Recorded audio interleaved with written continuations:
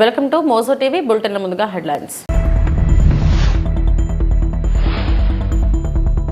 మనం జాబ్ అడగడం కాదు, ఇచ్చే స్థితిలో ఉండాలన్న ముఖ్యమంత్రి చంద్రబాబు నాయుడు.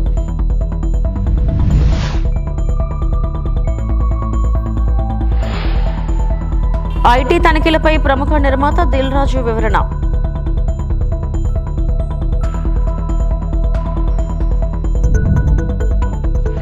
వైఎస్ఆర్సీపీకి రాజీనామా చేసిన విజయసాయిరెడ్డి.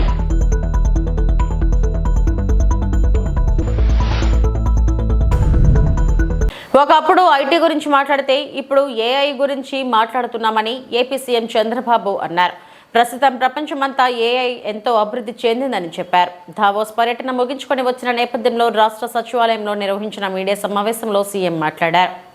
దావోస్ పర్యటన తర్వాత జరిగిన విషయాలు ప్రజలకు చెప్పడం ఒక బాధ్యతగా నేను ఎప్పుడైనా తీసుకుంటున్నాను. ఈరోజు దావోస్ అనేది నాకు కొత్త కాదు. ఈ దేశంలో ఫస్ట్ టైం దావోస్కి వెళ్ళాలి అనేది నిర్ణయించి నేనే ఒక ట్రెండ్ సెట్ చేశాను. మొట్టమొదటిసారిగా 95లో ముఖ్యమంత్రి కావడం, 97 నుంచి దావోస్కి రెగ్యులర్గా వెళ్ళడం, ఆర్థిక సంస్కరణలు 91 వచ్చాయి, ఇంటర్నెట్ రెవల్యూషన్ ఎర్లీ 90sలో అంటే 1995 మధ్యలో వచ్చాయి. అక్కడి నుంచి 97 నుంచి నేను 95 ముఖ్యమంత్రి అవుతానే దావోస్కి వెళ్ళడం మొదలుపెట్టాను. ఇక్కడికి వచ్చినప్పుడు నేను కాకుండా మినిస్టర్స్ లోకేష్ గాని భరత్ గాని వీళ్ళంతా దగ్గర 37 మీటింగ్స్ చేశారు. 5 రౌండ్ టేబుల్స్ అటెండ్ అయ్యాడు లోకేష్. 4 కాంగ్రెస్ సెషన్స్ కూడా అటెండ్ అయ్యాడు. అంటే వీలైనంత వరకు ఆంధ్రప్రదేశ్ ని ప్రపంచ పటంలో పెట్టడం, అదే మరిగా ఎక్కడికక్కడ మేము ఇక్కడుండే అడ్వాంటేజ్ చెప్పడం. నేను ఫస్ట్ టైం మీటింగ్ లో మీరు గుర్తుపెట్టుకోవాలి, నేను ఏదైతే ఐటీ బూమ్ చూసినప్పుడు హైదరాబాద్ లో మొదటిసారి ఏం చేయాలో మాకు అర్థం కాకుండా series of round table conferences పెట్టి ఫస్ట్ మేము స్టార్ట్ చేసిన ప్రయత్నం మా జర్నీలో హైటెక్ సిటీ. అది కూడా 2 ఏళ్లని నెగోషియేట్ చేసి 14 నెలల్లో కట్టించాం. LNT one of the best monument కట్టారు. ఇప్పుడు కూడా ఐటీ అంటే హైటెక్ సిటీ అనేది మొత్తం వచ్చింది. ఇప్పుడు ఐటీ అంటే సైబరాబాద్ కూడా ఒక నగరమే నిర్మాణం చేశాం. దుబాయ్ లో వాడు గుర్తు చేశారు, నిన్న మేము మీడియా సిటీ స్టార్ట్ చేశాం, మీరు సైబరాబాద్ స్టార్ట్ చేశారని. వాళ్ళది ఆ రోజు దుబాయ్ మీడియా సిటీ, ఇక్కడ సైబర్ సిటీ మనం స్టార్ట్ చేశాం. అందుకే నేను నిన్న దావోస్ నుంచి చెప్పాను, 95 ఐటీ, 2025 ఏఐ, అప్పుడు ఇన్ఫర్మేషన్ టెక్నాలజీ, ఇప్పుడు ఆర్టిఫిషియల్ ఇంటెలిజెన్స్. ప్రధానమంత్రి ఆవాస్ యోజన 2.0 కింద 20 లక్షల ఇళ్లను మంజూరు చేయాలని ముఖ్యమంత్రి రేవంత్ రెడ్డి కేంద్ర గృహ నిర్మాణ పట్టణాభివృద్ధి శాఖ మంత్రి శ్రీ మనోహర్ లాల్ ఖట్టర్కు వినతి పత్రం ఇచ్చారు. PMAY 2.0లో చేరిన తొలి రాష్ట్రం తెలంగాణ అని, దీనికి సంబంధించిన సమగ్ర డేటా సిద్ధంగా ఉన్నందున రాష్ట్రానికి ఇళ్లు మంజూరు చేయాలని కోరారు. దేశంలోని ప్రధాన నగరాలైన ఢిల్లీ, చెన్నై, బెంగళూరులతో పోలిస్తే హైదరాబాద్లో మెట్రో కనెక్టివిటీ తక్కువగా ఉన్నందున మెట్రో ఫేజ్ 2 కింద 6 కారిడార్లు గుర్తించినట్లు ముఖ్యమంత్రి వివరించారు.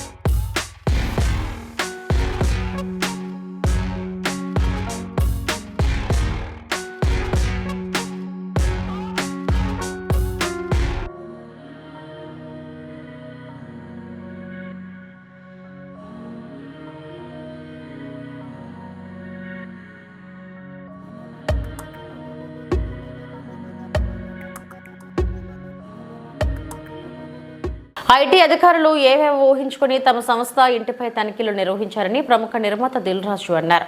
చివరకు సంతృప్తి చెందుతూ క్లీన్ చిట్ ఇచ్చి వెళ్లారని తెలిపారు. తాను తమ కుటుంబం 5 ఏళ్లుగా కొత్తగా ఏ ఆస్తులు కొనలేదని, ఎక్కడా పెట్టుబడులు పెట్టలేదని దిల్ రాజు 4 రోజులుగా జరిగిన ఐటీ తనిఖీలపై వివరణ ఇచ్చారు. తనతో పాటు ఇతర నిర్మాణ సంస్థలు, ఫైనాన్సర్పై ఐటీ సోదాలు జరిగినా తనను మాత్రమే హైలైట్ చేస్తూ వస్తున్నారన్న దిల్ రాజు ఐటీ అధికారులు ఎలాంటి డబ్బు, డాక్యుమెంట్లు స్వాధీనం చేసుకోలేదని స్పష్టం చేశారు. ఇంకా కొన్ని ప్రైవేట్ సెక్టార్స్ మీద ఇన్కమ్ ట్యాక్స్. సో ఈ సెర్చ్లో విచిత్రం ఏంటంటే, నేను సెలబ్రిటీని కాబట్టి ఎన్నో సెర్చ్లు జరుగుతున్నా, సో నా న్యూసే మీకు క్యూరియాసిటీ ఉంది కాబట్టి, సో దానికి మీరు ఎంత ఫోకస్ చేస్తున్నారో 4 రోజుల నుంచి చూస్తూనే ఉన్నాం. ఈ 4 రోజుల నుంచి ఏమి జరిగింది అనేది చెప్పాల్సిన అవసరం ఉందని మీ అందరినీ పిలవడం జరిగింది. లేకుంటే తెలిసింది తెలియని ఏదేదో న్యూస్లు వేసుకుంటూ 4 రోజుల నుంచి హైలైట్ చేస్తూ ఉన్నారు. ఇన్కమ్ ట్యాక్స్ సెర్చ్ అనేది మాకు 2008లో ఒకసారి జరిగింది. అంటే దాదాపు 16 సంవత్సరాల తర్వాత ఈ సెర్చ్ జరిగింది. మధ్యలో 3 times సర్వేస్ ఉన్నాయి. సర్వేస్ అంటే అకౌంట్ ఆఫ్ బుక్స్ అనేది చూస్తారు. సో ఈ సెర్చ్ అనేది ప్రాసెస్, వ్యాపారాలు చేస్తున్నప్పుడు ఇన్కమ్ ట్యాక్స్ చేయాల్సిన ప్రాసెస్. అలాగే మా మీద కానీ అదర్ వేరే ప్రొడక్షన్ హౌజెస్ మీద కానీ ఫైనాన్సర్స్ మీద కానీ నిన్న సెర్చెస్ అన్నీ ఉన్నాయి. పోతే మా దగ్గరకు వస్తే మా కుటుంబం మీద ఏదైతే ఆఫీసు ప్లేస్ ఉందో ఆఫీస్ దగ్గర ఈ సెర్చ్లు జరిగాయి. సో మొదటి 3 రోజులు ఎవరిది వాళ్ళకి ఇండివిజువల్గా సెర్చ్ చేసి స్టేట్మెంట్స్ తీసుకుంటారు. అయిన తర్వాత లాస్ట్ డే నిన్న ఆఫీస్లో కన్క్లూడ్ చేస్తారు. సో మా హౌజెస్లో జరిగిందా కానీ ఆఫీస్లో జరిగిన దాంట్లో కానీ చాలా రిపీటెడ్గా వేసిన కొన్ని ఛానల్స్లో కానీ సోషల్ మీడియాలో కానీ ఇంత డబ్బు దొరికింది, ఇంత డాక్యుమెంట్స్ దొరికాయి, అది దొరికింది అనేది కొన్ని హైలైట్ చేశారు. ఎక్కడ కూడా మా దగ్గర డబ్బు కానీ డాక్యుమెంట్స్ కానీ ఐడెంటిఫై కానీ మా దగ్గర నుంచి వాళ్ళు తీసుకున్నది కానీ లేదు. నా దగ్గర ఒక 5 lakhs, మా శిరీష్ గారి దగ్గర ఒక 4.5 lakhs, అలాగే మా డాటర్ ఇంట్లో 6 lakhs, ఆఫీస్లో 2.5 lakhs, మొత్తం బిలో 20 lakhs. మా అందరి దగ్గర కలిపి బిలో 20 lakhs ఉంది. అలా ప్రతి ఒక్కటి ఇట్లా వాళ్ళు ఇన్కమ్ ట్యాక్స్ ఏమేమి చూశారనేది ఇలా వాళ్ళది అయిన తర్వాత పంచనామా చేసిస్తారు. సో క్యాష్ రూపంలో అది 5 సంవత్సరాల నుంచి మేము ఎక్కడ ప్రాపర్టీస్ కానీ వేరే దాంట్లో ఇన్వెస్ట్మెంట్ చేయడం కానీ ఎక్కడ ఏమీ జరగలేదు. అది కూడా డిపార్ట్మెంట్కు టోటల్గా అందరి దగ్గరికి వెళ్ళి క్లియరెన్స్ చేసుకున్నారు. ఇది క్లీన్, ఎక్కడ డాక్యుమెంట్స్ కానీ అలాంటివి ఎక్కడేం లేవు.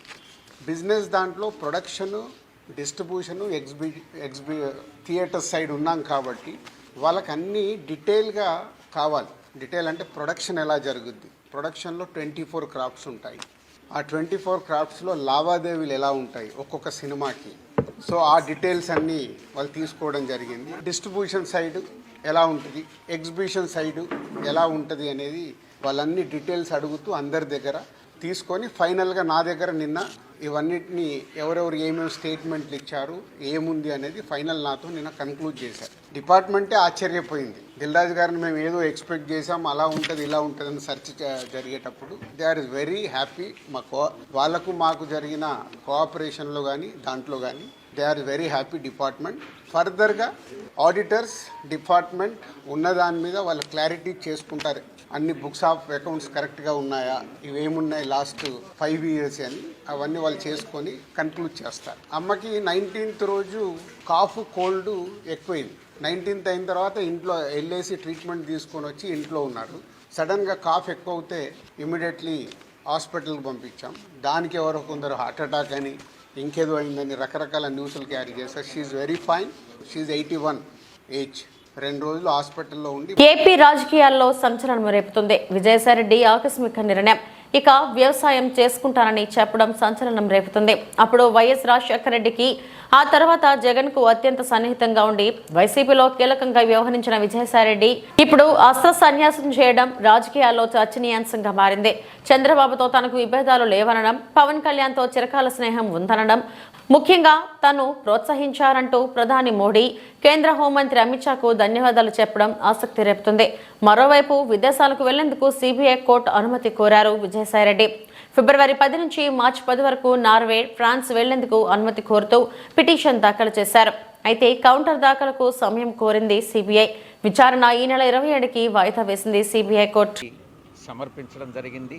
ఆయన ఆ రాజీనామాను ఆమోదించడం కూడా జరిగింది. రాజీనామా మాత్రమే కాదు, రాజకీయాల నుంచి కూడా తప్పుకోవాలన్నటువంటి నిర్ణయాన్ని తీసుకోవడం జరిగింది. వైఎస్ఆర్ కాంగ్రెస్ పార్టీ 2019 ఎన్నికల్లో 151 స్థానాలు సాధించుకున్నది.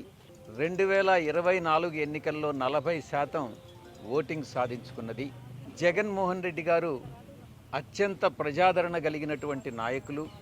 నాలాంటి వాళ్ళు 1000 మంది పార్టీని వీడినా కూడా ఆయనకున్న ప్రజాదరణ తగ్గదు అన్నటువంటిది నా ఉద్దేశం. రాజకీయాల నుంచి తప్పుకోవాలని నేను నిర్ణయించుకున్న తర్వాత జగన్మోహన్ రెడ్డి గారు లండన్లో ఉన్నారు. ఆయనతో నేను ఫోన్లో మాట్లాడి అన్నీ చాలా వివరంగా వివరించడం జరిగింది. అన్నీ వివరించిన తర్వాతనే నేను ఈ రాజీనామా పత్రాన్ని అధ్యక్షుల వారికి సమర్పించడం జరిగింది. రాజకీయాల నుంచి తప్పుకున్న తర్వాత ఇక ప్రాథమిక సభ్యత్వం అన్నటువంటిది ఎలా ఉంటుంది? మీరు కూడా బీజేపీలోకి వెళ్తారనేటువంటి ప్రచారం కూడా జరుగుతుంది. నా సుదీర్ఘ రాజకీయ జీవితంలో నేను ఏ రోజు అబద్ధాలు చెప్పలేదు. హిందూ ధర్మాన్ని నమ్మినటువంటి వ్యక్తిగా నేను అబద్ధాలు చెప్తాను అని చెప్పను. అలా చెప్పుతాను అని ఎవరైనా నమ్మినట్లయితే అది మీ యొక్క విజ్ఞతకే వదిలేస్తున్నాను. రాజారెడ్డి గారి దగ్గర నుంచి, రాజశేఖర్ రెడ్డి గారి నుంచి ఈరోజు జగన్మోహన్ రెడ్డి గారి వరకు 3 తరాలుగా ఆ కుటుంబంతో సన్నిహిత సంబంధాలు ఉన్నటువంటి వ్యక్తిగా నేను ఒక్కటే చెప్తా ఉన్నాను. ఈ జీవిత కాలంలో ఏ రోజు కూడా ఆ కుటుంబంతో విభేదాలు అన్నటువంటివి రావు, ఇంతవరకు లేవు, భవిష్యత్తులో కూడా వచ్చేటటువంటి అవకాశం లేదు. 2011వ సంవత్సరం ఆగస్టు 10వ తారీఖున ఎఫ్ఐఆర్ ఫైల్ చేయడం జరిగింది. అప్పట్లో నన్ను అప్రూవర్గా మారమని ఎంత బలవంత పెట్టినా కూడా ఆ కుటుంబానికి సన్నిహిత సంబంధాలు కలిగినటువంటి వ్యక్తిగా నేను అప్రూవర్ కావడానికి నిరాకరించాను. ఆ రోజు పరిస్థితే ఈ రోజు కూడా. ఎటువంటి పరిస్థితుల్లో దైవాన్ని నమ్మేటటువంటి వ్యక్తి ఎప్పుడు కూడా అబద్ధాలు చెప్పడు, ఒక వ్యక్తికి మోసం చేయడు, నమ్మక ద్రోహం అన్నటువంటిది ఉండదు, వెన్నుపోటు రాజకీయాలు, వెన్నుపోటు వ్యాపార లావాదేవీలు ఉండవు అని నేను చాలా స్పష్టంగా చెప్తాను. కాకినాడ సీపోర్ట్స్ లిమిటెడ్ కేసు ఇంతవరకు నా మీద లుకౌట్ నోటీస్ ఇచ్చారు. నన్ను అక్యూజ్డ్ నెంబర్ 2గా చేశారు.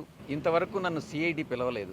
ఈడీ వాళ్ళు పిలిచినప్పుడు నేను ఒక్కటే చెప్పాను, కేవీ రావు అనేటటువంటి వ్యక్తి ఏదైనా ఒక సోషల్ ఫంక్షన్లో కలిస్తే నమస్తే నమస్తే అని చెప్పడమే కానీ ఆయనతో నాకు ఎటువంటి సన్నిహిత సంబంధాలు కానీ వ్యాపార లావాదేవీలు కానీ లేవు, నా మీద చేసినటువంటి ఆరోపణలన్నీ తప్పు అన్నటువంటిది చాలా స్పష్టంగా చెప్పడం జరిగింది. కేవీ రావు గారు చెప్పేది నిజంగానైతే ఆయన పిల్లల మీద ప్రమాణం చేసి చెప్పండి, నేను చెప్పేది నేను నిజంగా విక్రాంత్ రెడ్డిని ఆయన దగ్గరికి పంపించాను అని అన్నటువంటి విషయం నేను నా పిల్లల మీద ప్రమాణం చేసి నేను చెప్తా.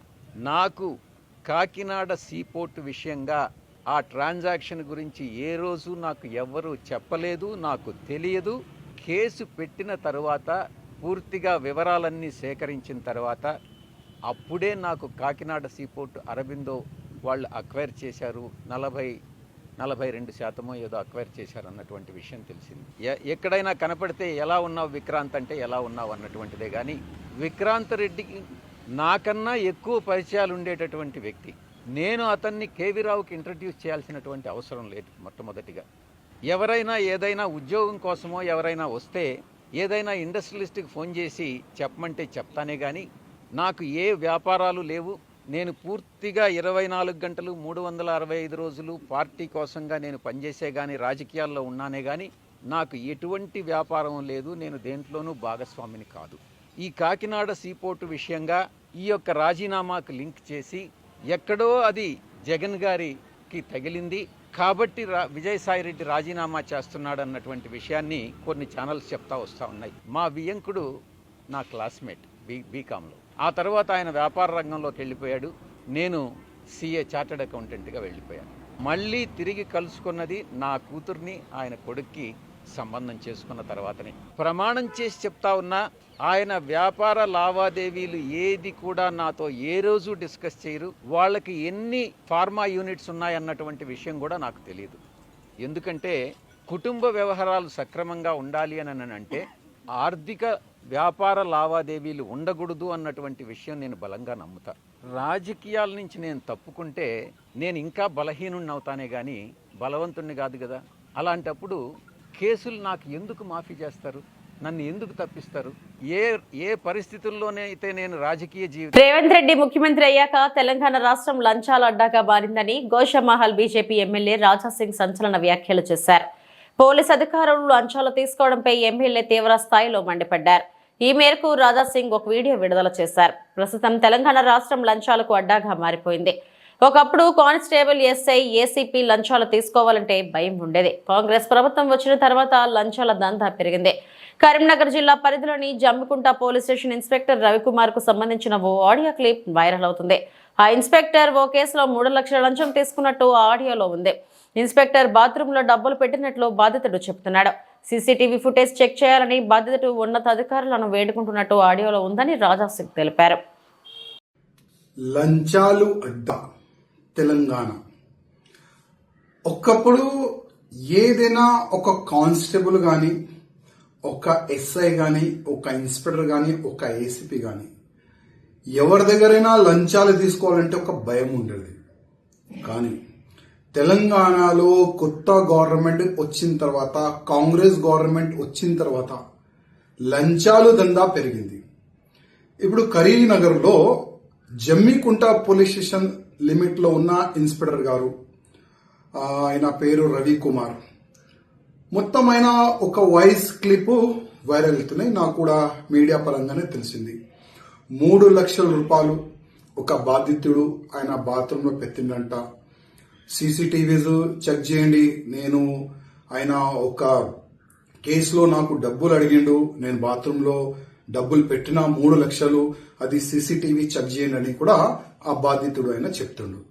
అది కాకుండా నా గోషామల్ నియోజకవర్గంలో షహినాజ్గంజ్ పోలీస్ స్టేషన్ లిమిట్ లో సిఐఏ బాబు చౌహాన్ దాదాపు ఒక కేసు నుంచి నేను నీ పేరు తీసేస్తా, నువ్వు 1,50,000 రూపాయలు ఇవ్వాలి అని లంచం అడిగిండు.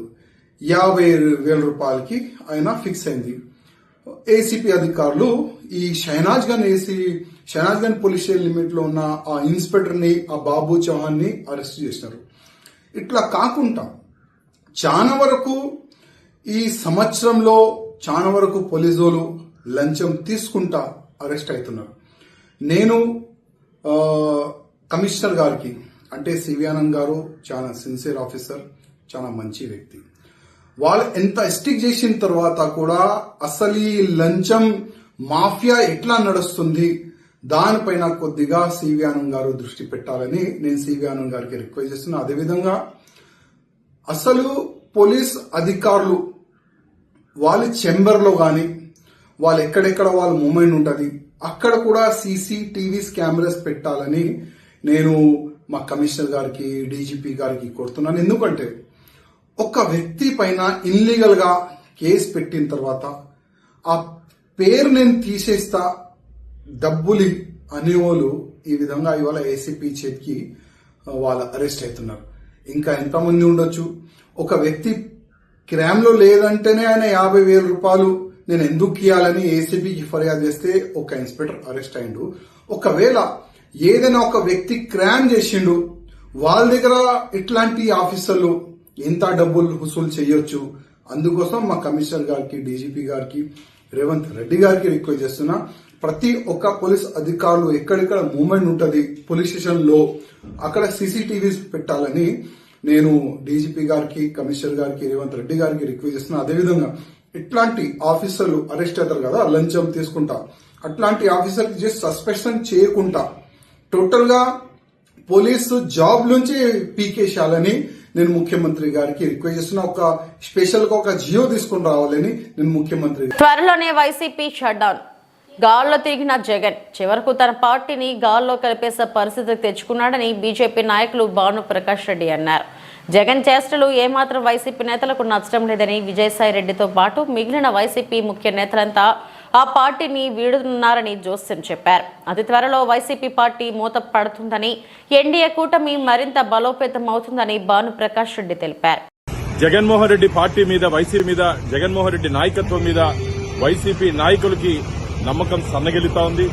2024లో కేవలం 11 స్థానాలకే పరిమితమైనపోయి ప్రతిపక్ష హోదా కూడా రాకుండా ఆంధ్రప్రదేశ్ ప్రజలు జగన్మోహన్ రెడ్డి పార్టీని ఓడించడం జరిగింది.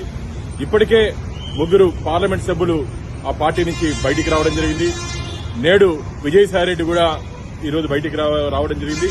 అయోధ్య రామిరెడ్డి గారితో పాటు ఇంకా చాలా మంది బయటకు వస్తారని చెప్పి వార్తలు వస్తున్నాయి. రాబో రోజుల్లో ఖచ్చితంగా వైసీపీ ఖాళీ అవ్వడం ఖాయం. నాయకుడంటే ప్రజలకి అందుబాటులో ఉండాలి, ఆ పార్టీ నాయకుడికి అందుబాటులో ఉండాలి.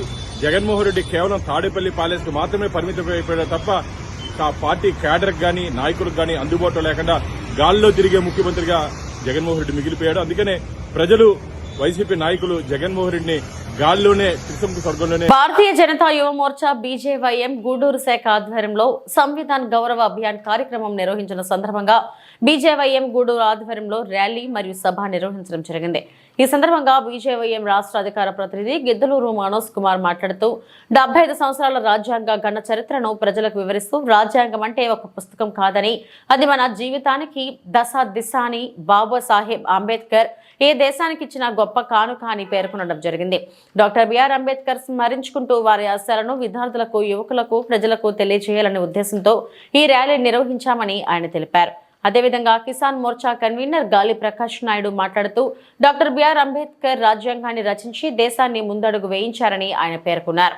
మరియు బీజేవైఎం జిల్లా ప్రధాన కార్యదర్శి కిరణ్ కుమార్ మాట్లాడుతూ డాక్టర్ బిఆర్ అంబేద్కర్ ని ప్రతి ఒక్కరూ ఆదర్శంగా తీసుకుని ముందుకు నడవాలని ఆయన పేర్కొన్నారు. ఈ కార్యక్రమంలో బీజేవైఎం గూడూరు పట్టణ అధ్యక్షులు శివశంకర్, బీజేవైఎం నాయకులు ప్రణయ్, సుమన్ మరియు కార్తిక్, అదేవిధంగా విద్యార్థులు, విద్యార్థినులు, యువకులు, స్వర్ణాంధ్ర పార్టీ కళాశాల, పాఠశాల విద్యార్థులు పాల్గొన్నారు.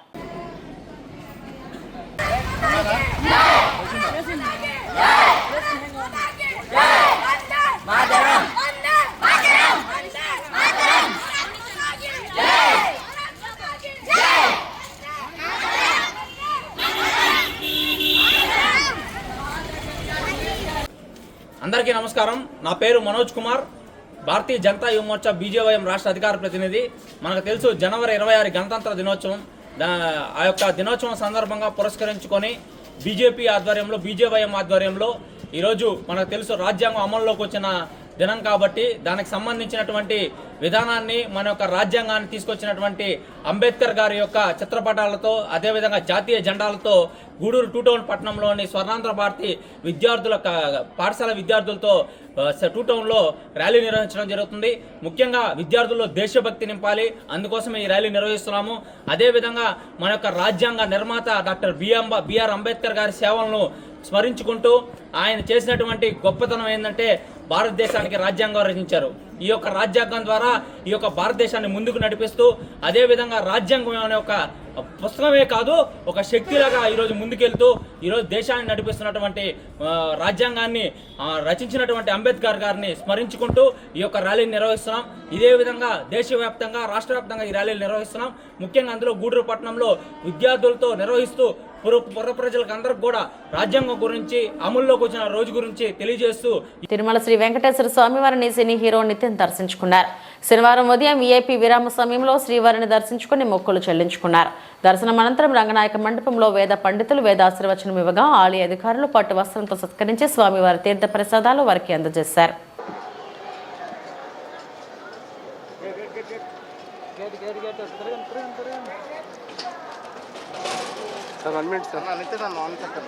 ఫ్యామిలీతో తీసుకుంది వెళ్ళిపోయింది ఫ్యామిలీ. సార్ పంపించేసింది సార్. 1 second photo.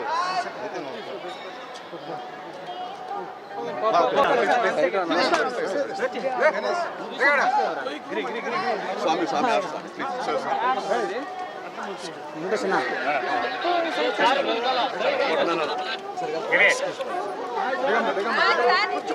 కొంచెం సైడ్ వచ్చేసి ప్లీజ్ ప్లీజ్. ఓకే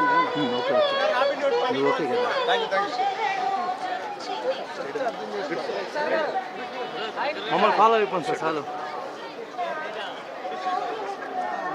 వెనక్కి జరుపుకుంటున్నా.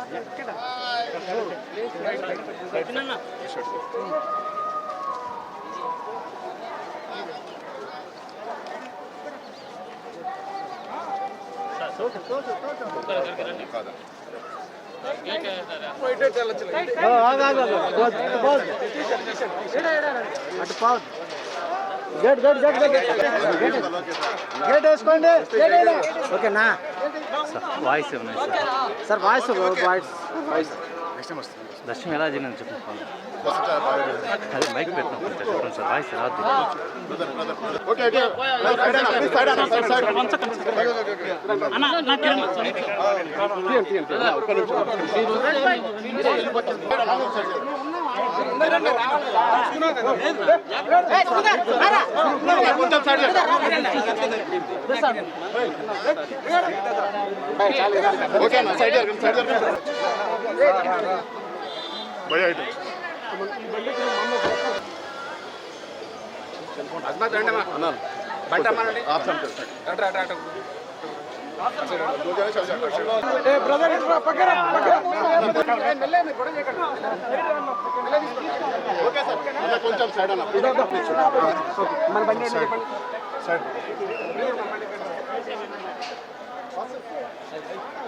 ఇవి ఇప్పటివరకు నా బులెటిన్ అప్డేట్స్. నమస్తే.